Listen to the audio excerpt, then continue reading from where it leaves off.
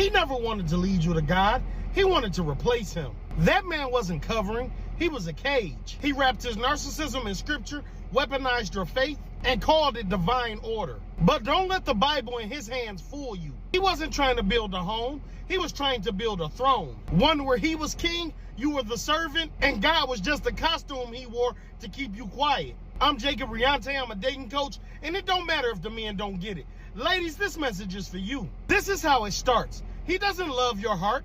He studies your beliefs. He listens, not to understand, but to customize control. He'll ask you your love language just so he can counterfeit it. He'll pray with you to gain access to your trust, then twist that trust into control. And when you finally question the chaos he caused, he'll play the confused card. Suddenly, he's struggling. He's working on himself.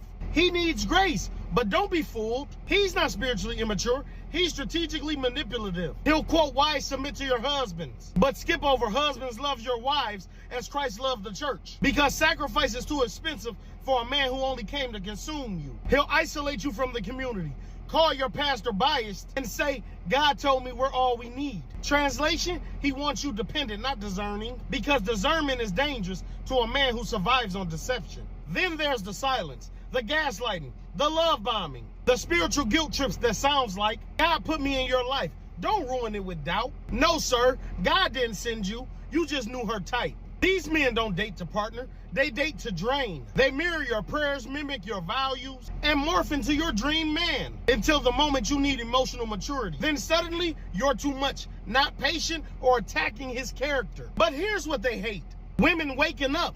Women walking away. Women that realize submission without discernment becomes slavery. Let me be clear. God is not calling you to submit to a man who can't even submit to truth. He's not asking you to carry a man who confuses leadership with control. And he's definitely not asking you to suffer under the weight of someone else's spiritual performance. You're not disobedient for leaving. You're not rebellious for calling out manipulation. You're not broken because you're tired of being this personal therapist, prayer warrior, cook, mother, lover, and punching bag, emotionally, spiritually, or otherwise. That's not love. That's religious abuse with a cross necklace. And here's the part they won't like. Just because he can preach, prophesy, or produce a podcast doesn't mean he's fit to partner a daughter of God. Because some of these men don't want a Proverbs 31 woman. They want a Proverbs 31 servant with no voice, no boundaries, and no discernment. But guess what? The era of spiritual puppeteering is over. Women are waking up, and they're not bowing to any man who thinks God gave them the authority to own them instead of honor them. And remember, ladies, accept nothing less than queen treatment.